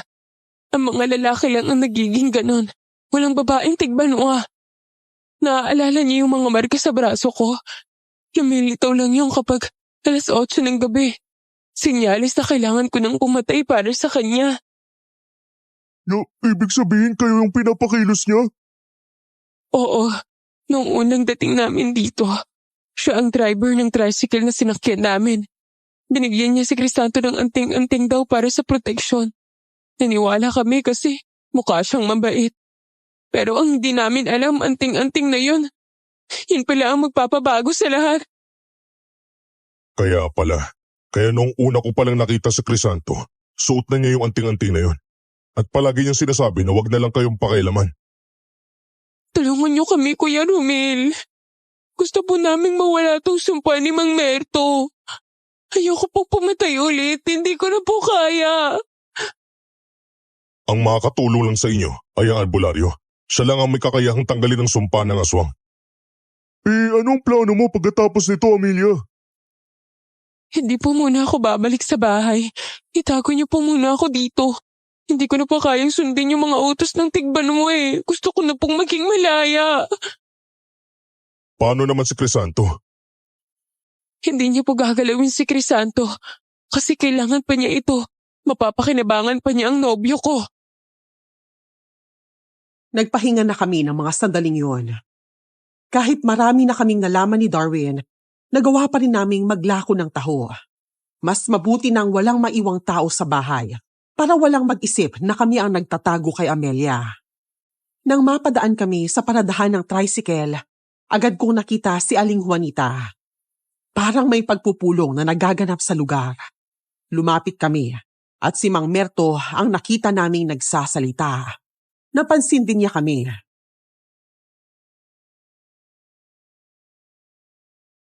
Ang sabi sa mga tao, nawawala raw si Amelia kagabi. Tama nga siguro ang hinala nyo. Aswang talaga babae yun. Kailangan natin magtulungan para mahanap siya. Bago pa siya makapinsala ulit sa baryo. Aba, at ikaw pa talaga ang may galang magsalita. Ha, Merto? Ikaw naman kasi, hindi ka naniniwala agad kay Rabel. Kung nakinig ka lang doon, hindi sana nabugbog si Rabel ni Crisanto. Pero nasaan na nga pala si Crisanto ngayon, ha? Nakukulong daw sa bahay nila. Handang magbayad ng malaking halaga basta lang mahanap yung nobya niya. Kung nasan man si Amelia, mabuti pa nga at umalis siya. Mas okay nang lumayo siya kaysa mapilitang pumatay ulit. Pero tandaan nyo, kasalanan yung lahat to. Hindi kayo naniniwala sa akin nung una. Rabel naman, huwag kang ganyan. Kailangan namin ng tulong nyo ni Darwin. May pagka-detective daw kayo eh. Baka mas mapabilis kung tutulong kayo sa paghahanap. Ay, wag na po. Wala akong balak tumulong sa inyo. Hindi ko makakalimutan yung ginawa nyo kay Kuya Ramel. Yung pagpapabugbog nyo sa kanya gamit si Crisanto. Baka wala kayong silbi. Oo, wala akong wala. Pero wag mong kalimutan. Kayo ang may kasalanan sa lahat ng nangyayari. Sinira mo ko sa mga tao, Mang Merto. Ang akala talaga na matandang yun, mauuto niya tayo. Parang hindi natin alam yung mga kalukuhan niya. Oo nga. Buti na lang at mas maaga natin nalaman ng totoo. Kung hindi dumating si Amelia kagabi at nagsabi ng lahat, baka naniwala pa tayo sa mga sinasabi ni Mang Merto. Tama ka dyan, kuya. Pero siguro dapat ipaalam din natin kay Aling Juanita na nasa atin si Amelia. Baka makatulong siya o may alam siyang albularyo. Wag na. Mas mabuting wag muna niyang malaman. Alam mo naman yung matandang yan, konting takot lang, buong baryo ang makakalam. Oo nga, baka bukas headline na agad sa tindahan niya. Sa bagay, tama ka. Tayo na lang muna ang kikilos. Oo, tayo na lang ang gagawa ng paraan para matulungan si Amelia. Hanggat hindi pa umaabot sa ibang tao, kaya pa nating iligtas siya at baka pati si Crisanto.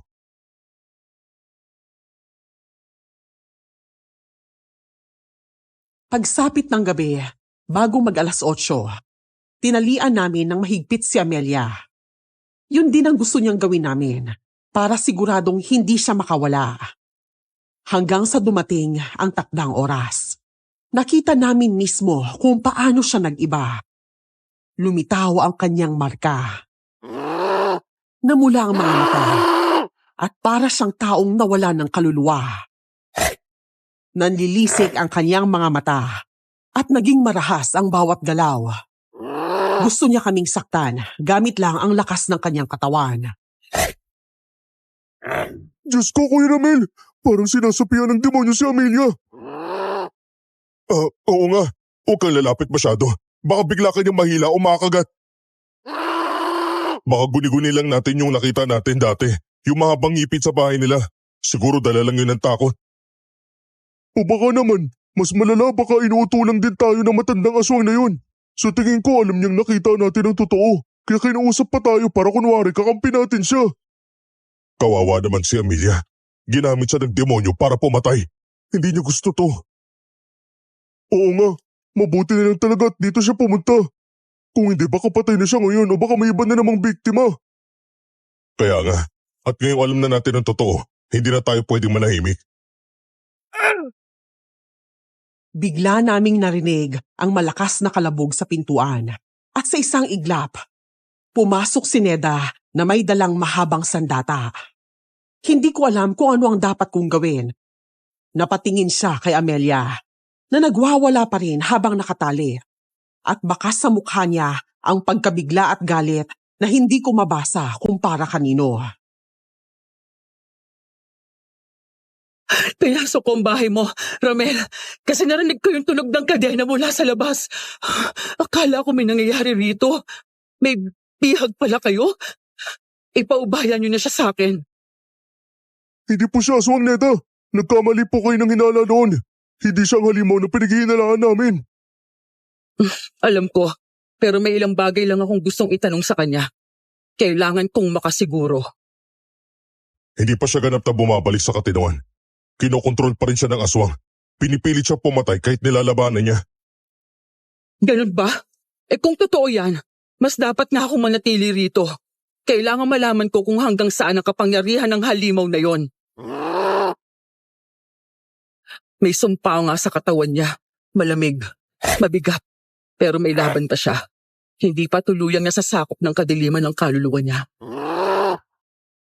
Kuya, parang may alam talaga siya sa ganitong bagay ah. Oo, at mukhang hindi lang basta alam. Marunong siya. Habang hindi pa bumabalik sa katinuan si Amelia, kami na ni Darwin ang nagpaliwanag kay Neda ng lahat. Pero ang ipinagtataka ko lang, hindi man lang siya nagulat sa mga narinig niya. Parang matagal na niyang alam ang lahat. Maya-maya, bumalik na sa katinuan si Amelia. Kinausap niya si Neda tungkol sa tunay na dahilan ng pagbabago ni Crisanto. Kailangan nating matanggal ang anting-anting na yon. Yun ang susi para bumalik siya sa normal. Matagal ko nang nararamdaman na may tinatago talaga si Mang Merto. Nakikita ko sa kilos niya. Takot na takot siya tuwing nalalaman niyang may nagmamanman sa kanila. Neda, may magagawa ba tayo para sa kanilang dalawa? Oo nga po. Ano bang dapat natin gawin para matapos sa tong gulong to? Gusto na namin tumahimik ang buhay nilang magkasintahan. Isa akong manunugis ng aswang. Siguro kaya mailap sa akin si Mang Merto. Nararamdaman niya ang anting-anting ko. May taglay akong pangontra laban sa mga kagaya niya. Pero baka may ginagamit din siyang pangbalanse. Kaya hindi ko agad naramdaman ang tunay niyang anyo. Manunugis ka pala. Kung ganun, kaya mo bang tanggalin ang anting-anting kay Crisanto? Oo nga po, Neda. Tulungan niyo kami pakiusap. Oo, tutulungan ko kayo. Pero hindi ako mag-isa. Darwin, Ramel, kailangan ko ang tulong niyo. Susugurin natin si Mang Merto ngayong gabi. Sigurado akong gagamitin niya si Crisanto para pigilan tayo. Huwag niyo sasaktan si Crisanto, pakiusap. Hindi niya kasalanan to. Amelia, huwag ka mag-alala. Hindi ko siya sasaktan. Alam kong mabuting tao ang nobyo mo. Biktima rin siya ng kasamaan ng matandang yon. Ang layunin ko ay ang iligtas kayong dalawa at tapusin ang sumpa ng matagal nang nagtatago sa baryo na ito. Bago kami nagtungo sa bahay ni Mang Merto, nagdala kami ng asin at bawang. May bitbit din akong itak kung sakaling may iba pa siyang mga kasamahan o kalahing aswang sa baryo. Pinalibutan namin ang kanyang bahay, pero biglang lumabas ang matandang lalaki. May daladalang bag na halatang puno ng gamit. Alam ko na agad na balak niyang tumakas. Huwag kang umalis, Mang Merto. Huwag kang lalapit kahit isang hakbang. Nandito ako hindi para makipag-usap, kundi para singilin ka sa lahat ng kasamaan mo. Napaikot mo ang buong baryo. Ginamit mo si Amelia at si Crisanto para sa sikmura mong hindi nasisiyahan. Habang sila ang pinaghihinalaan, malaya kang nakakapatay. Huli na ang lahat, Neda. Ang Crisanto na pinagtatanggol niyo ay wala na. Nasa ilalim na siya ng kapangyarihan ko. Hindi mo na siya maililigtas, pati ang kaluluwa niya. Akin na. Hayop ka, matanda ka! Kaya pala ako sinaktan ni Crisanto dahil ikaw ang nag-utos. Yun palang dahilan. Kasalanan mo rin naman, Ramel. Kung hindi ka nakialam, hindi hahantog dito ang lahat. Pinagsabihan na kitang lubayan mo sila. Pero matigas ang ulo mo. Tama lang na hindi ako nakinig sa'yo. Kung nakinig ako, baka mas marami ka pang napatay at walang makakaalam na isa kang halimaw. Kaya pala chismoso ka. Ang akala ng lahat, mahilig ka lang sa balita. Pero ang totoo, ginagamit mo yung chismis para malaman kung sino na yung nakakalata sa'yo. Hindi niyo ako masasaktan. Dadaan muna kayo kay Crisanto. Dahil niyo rin kaibigan. Diyos ko, si Crisanto. Huwag kang lalapit, Crisanto! Nilalamon lang ng matandang yan ang isip mo. Lumaban ka! Subukan ninyo. Pero kapag nilapitan niyo ako, siya ang mauna. Siya ang papatay sa inyo. Nang sabihin niya yon, biglang dumating si Crisanto. Kita ko agad ang mga itim na ugat na gumagapang sa kanyang katawan. Para siyang sinapian ng demonyo. May hawak siyang bakal na may matulis na dulo. Pareho kaming natakot ni Darwin dahil alam naming hindi siya tatablan ng asin o bawang.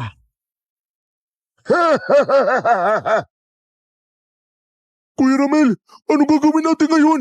Papalapit na si Crisanto. Ako nang bahala kay Crisanto. Kayo nang humarap sa tigbanwa. Huwag ninyong hayaang makalabas sa matandang yon. Tara Darwin, hindi tayo pwede umatras ngayon. Pigilan natin ang halimaw na yan bago pa siya makatakas. Mag-iingat kayo. Ang tigbanwa ay mas malakas kapag nasusukol. Huwag kayo magpapahawak. Sisip-sipin niyang lakas ninyo. Oo, huwag kang mag-alala. Kami nang bahala. Papatayin ko kayong tatlo! Sige, Crisanto. Patayin mo sila. Kailangan ko makaalis. Kailangan ko may ligtas sa sarili ko. Para to sa lahat ng pinatay mo, halimaw! Mga hangal, wala kayong laban sa akin. Sa liwanag ng Diyos, huwag kang makalapit sa amin! Inatake na ni Crisanto si Neda. Kaya kinuha ko ang isang dakop ng asin at isinaboy ko kay Mang Merto. Bigla naman siyang nagbago ng anyo. Isang aswang na halimaw ang bumungad sa amin. Matangkad at payat siya.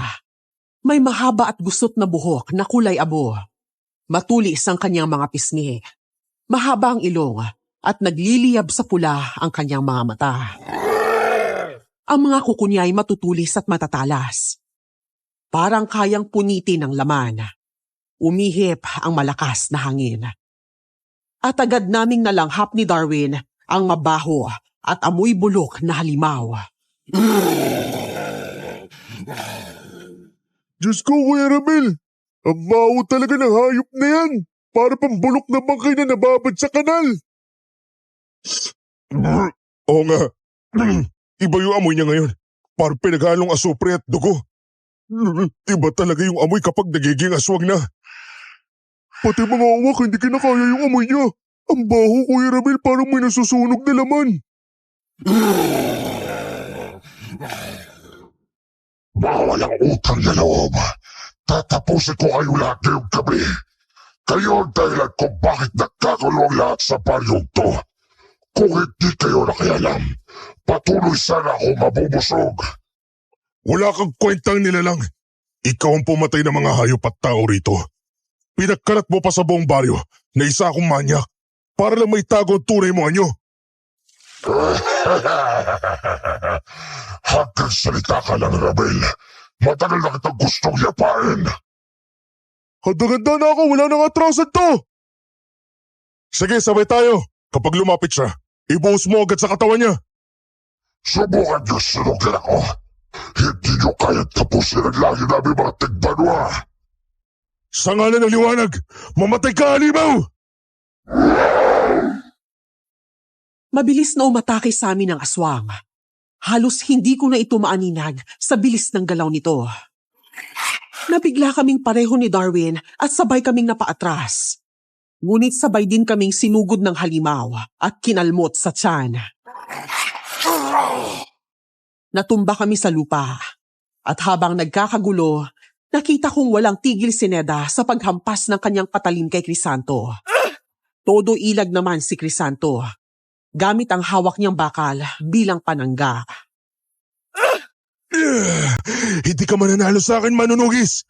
Ako ang tagapangalaga ng kapangyarihan ng aking Panginoon. Crisanto, kung gugustuhin kitang saktan, matagal ko lang nagawa. Pero hindi ako nandito para pumatay, kundi para iligtas ka. Alalahanin mong pangako mo kay Amelia. Mamahalin mo siya kahit anong mangyari. Pero anong ginagawa mo ngayon, ha? Pinapatay mo siya sa utos ng halimaw. Hindi siya makikinig sa'yo, Neda. Ako lamang ang kinikilala niyang Diyos. Ang dugo niya sa akin ang utang. Diyos pala, kung ganun, itong para sa'yo, demonyo ka! Likit ka. Paano mo natiis ako sa pala? Talaga maglalaban ka, ha? Oo, lalaban kami para sa mga pinatay mo, halimaw! Pues, papatay ko kayong lahat! Sabay ng pagsalakay sa amin ni Mang Merto ay ang pag-atake rin ni Crisanto kay Neda. Nagtulungan kami ni Darwin na sabuyan ng asin si Mang Merto at natamaan naman namin siya.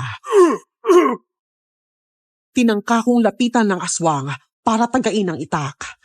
Pero nakailag siya at umatras. Sinipa niya ako sa tiyan, saka sinakal si Darwin sa leeg bago ito ihagis palayo. Pareho kaming hirap na makatayo ni Darwin. Pagkatapos noon, unti-unti siyang bumalik sa anyong tao at pinulot ang dala niyang bag. Binigyan ko kayo ng pagkakataon na mabuhay. Hayaan niyo ako makalis para hindi kayo mabatay ng maaga. Hindi! Huwag mo kaming utuin, halimaw. Tumata ka si Mang Merto! Aswang! Bumalik ka dito! Hindi pa tapos ang laban! Sumuta siya sa gubat.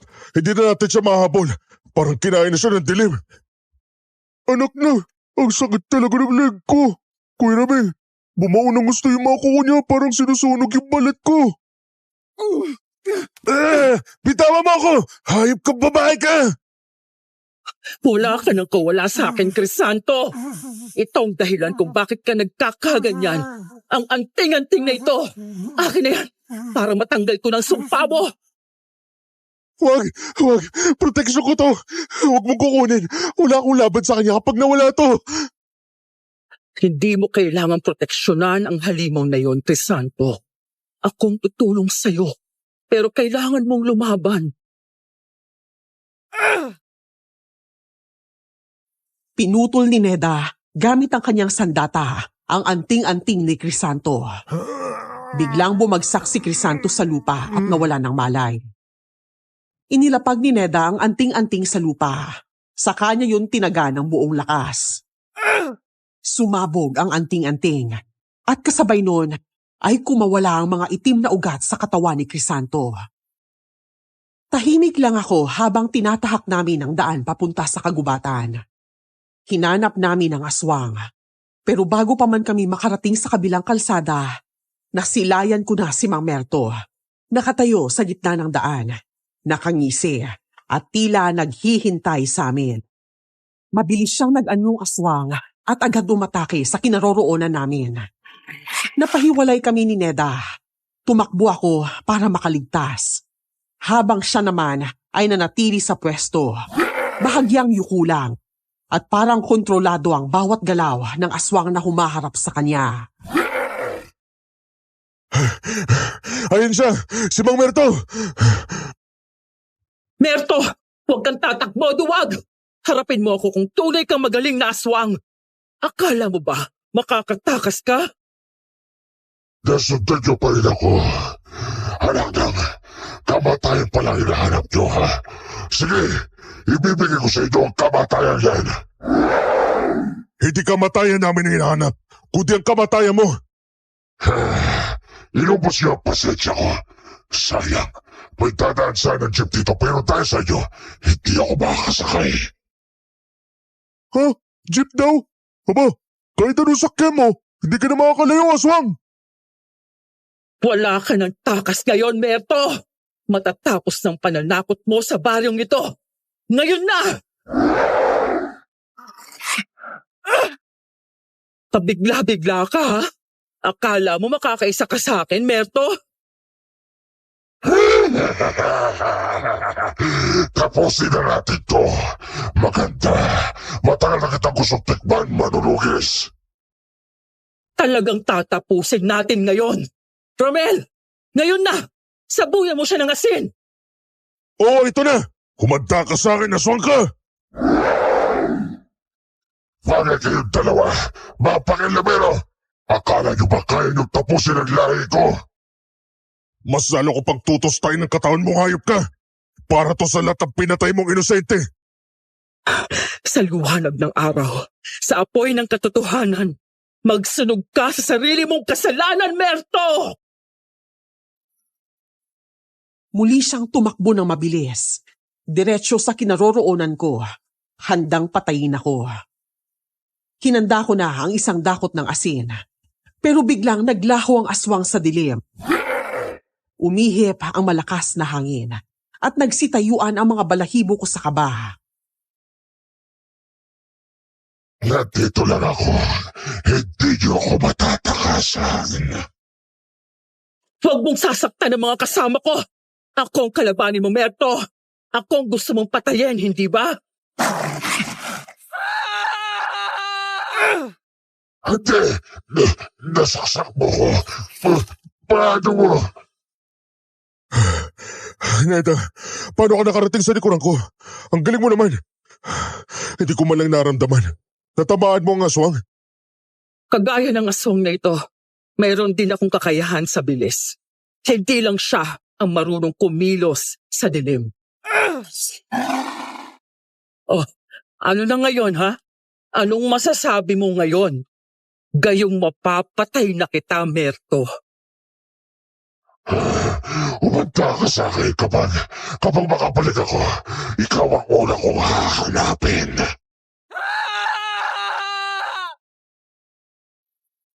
Hinugot ni Neda ang kanyang sandata mula sa tiyan ni Mang Merto. Sa kanya ito sinaksak muli ng 2 beses.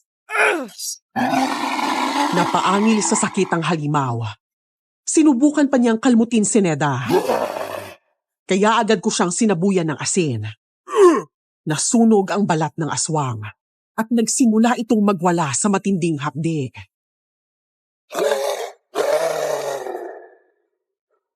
Malapit nang sumabog ang katawan niya, Ramel. Kailangan na nating umalis bago tayo madamay. Sadali lang. Saksayan na lang natin ang pagsabog ng katawan niya para siguradong tapos na ang lahat. Sinusumpa ko kayong dalawa.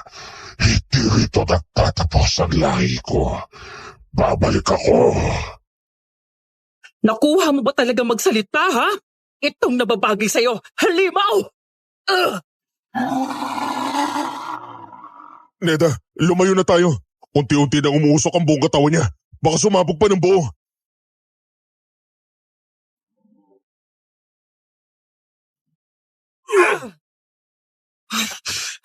Tapos na siya. Sa wakas. Tapos na ang sumpa ng tigbanwa.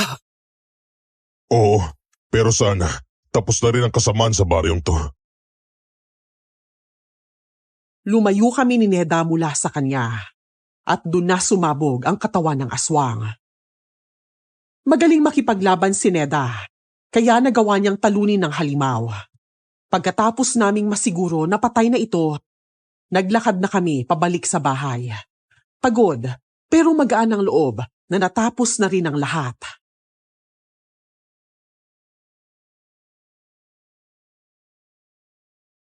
Marami ka na sigurong napatay na aswang, no? Oo, medyo marami na rin. Hanggang ngayon, kailangan ko pa rin bumiyahe kung saan-saan para patayin ang mga aswang. Ha? Ano? Oo, kailangan kong ubusin ang mga aswang na nanggugulo sa bawat baryo. Sa totoo lang, hindi naman talaga ako bumili ng lupa dito. Sinadya kong tumira sa bahay na yon para mahanap ang aswang. Ibig sabihin, alam mo na noon pa na may aswang dito?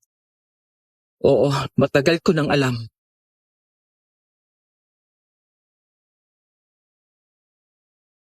Pagdating namin sa bahay, nadatnan namin ang magnobyo na magkayakap sa sobrang saya.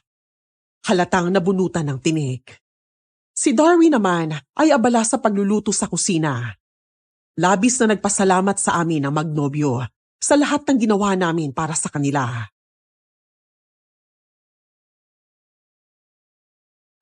Kuya Ramel, salamat po sa tiwala niyo sa akin at salamat din po sa pagligtas niyo kay Crisanto laban sa masamang mahika ng aswang. Napatay niyo na po ba talaga yung aswang? Hindi na po ba siya babalik?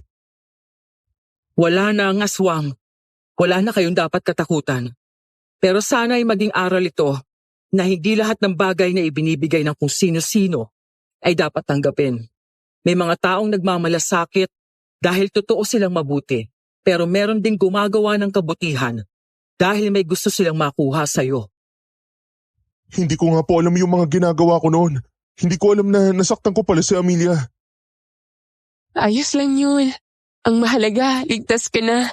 Matutupad na din natin yung pangarap natin na magkaroon ng tahimik at masayang buhay na pamilya. Kuya Ramel, ligtas kayo! Woo! Alam mo ba, habang nagluluto ko sa kusina, dasal ako ng dasal na sana mapatay niyo yung aswang. Magaling si Neda, kaya madali lang sa kanya yon. O siya, magpahinga na muna tayo. At ikaw Darwin, kung ano man yung niluluto mo, hainan mo kami ah.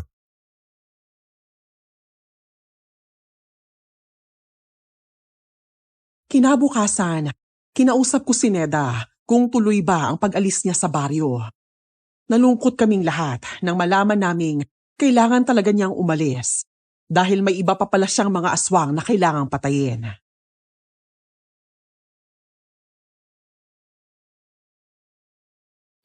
Ramel, salamat ha. Hindi mo sinukuan yung magkasintahan. Kung wala ka, baka pati sila wala na rin ngayon. Wala yun. Ginawa ko lang naman kung ano yung tama. Babalik pa po ba kayo, Ate Neda? Maraming salamat po ulit Ate Neda. Salamat po talaga Ate Neda. Sana bumisita ka naman ulit dito minsan ha.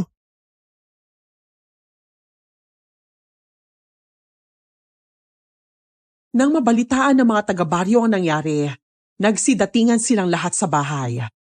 Pinaliwanag ko sa kanila ang buong katotohanan. At nang malaman nila ang tunay na dahilan sa likod ng mga pagbabago sa magnobyo, isa-isa silang humingi ng tawad.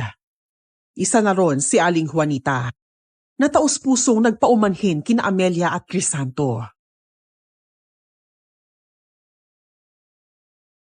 Patawarin niyo kami, ha? Akala talaga namin kayo yung aswang. Kalimutan na po natin yun. Naiintindihan ko naman po kayo. Sana makahanap pa kami ng maraming kaibigan dito sa baryo. Mabait ka naman Amelia. Sigurado ko magkakaroon ka ng mga tunay na kaibigan. Sa wakas, makakabalik na rin tayo sa normal nating buhay. Oo nga sa wakas. Aling Juanita, magpapahinga muna kami ha. Grabe, nakakapagod talagang lumaban sa mga aswang. Oo, sige. Aalis na rin kami para makapagpahinga na rin kayo. Alam nyo, hindi ko talaga inaakalang hahantong sa ganitong kwento ang buhay natin. Buti na lang at nakilala namin kayo. Tama na yung pasasalamat nyo ha. May pagkain na doon, halika na, sabay-sabay na tayong kumain. Sige po.